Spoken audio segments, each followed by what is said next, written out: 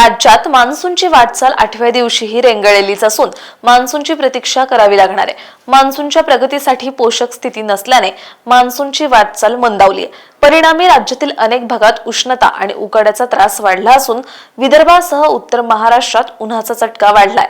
आज कोकणात उष्ण व दमट हवामानाचा इशारा देण्यात आलाय। तसंच मध्य महाराष्ट्र, मराठवाडा आणि विदर्भातील काही भागात उष्णतेच्या लाटेसदृश्य परिस्थिती राहण्याची शक्यता वर्तवली आहे। पूर्व विदर्भ आणि दक्षिण मध्य महाराष्ट्रात तुरळक ठिकाणी मेघगर्जनेसह पावसाची शक्यता असल्याने येलो अलर्ट जारी करण्यात आलाय। मान्सूनने आज आंध्र प्रदेश, पश्चिम बंगाल, तेलंगणा, ओडिशा, झारखंड आणि बिहारच्या आणखी काही भागात प्रगती केली आहे। मात्र महाराष्ट्रातील पुढील वाटचाल अद्याप ठप्प आहे।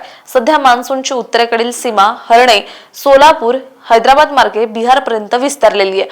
पुढील 4 ते 5 दिवसात महाराष्ट्राच्या आणखी काही भागात मान्सून पुढे सरकण्याची परिस्थिती अनुकूल असल्याचं हवामान विभागाने जाहीर केलंय। आज कोकणातील पालघर, ठाणे, मुंबई, रायगड आणि रत्नागिरी जिल्ह्यात उष्ण व दमट हवामान राहण्याची शक्यता असून दुपारनंतर किंवा संध्याकाळी काही ठिकाणी हलक्या सरीचा अंदाज आहे। तर मध्य महाराष्ट्रातील पुणे, सातारा, सांगली, सोलापूर, नाशिक आणि अहिल्यानगर जिल्ह्यात मेघगर्जना, विजांचा गडगडाट आणि वादळी वाऱ्यासह हलका ते मध्यम पाऊस पडण्याची शक्यता हवामान विभागाने वर्तवली आहे। मराठवाड्यात बीड, लातूर आणि धाराशिव जिल्ह्यात वादळी पावसाची शक्यता असून छत्रपती संभाजीनगर व जालना जिल्ह्यात उष्ण व दमट हवामानासह तुरळक सरी हजेरी लावण्याचा अंदाज आहे। विदर्भात अमरावती, वर्धा, यवतमाळ, नागपूर, भंडारा आणि चंद्रपूर जिल्ह्यात मेघगर्जना व सोसाट्याच्या वाऱ्यासह पावसाचा अंदाज आहे। तर काही भागात उष्णतेची लाटही जाणवू शकते।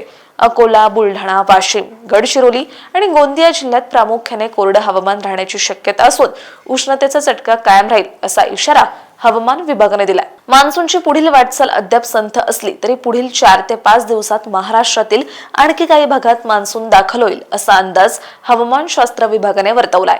अशाच हवामान अपडेटसाठी अग्रवालला सबस्क्राईब आणि फॉलो करायला विसरू नका।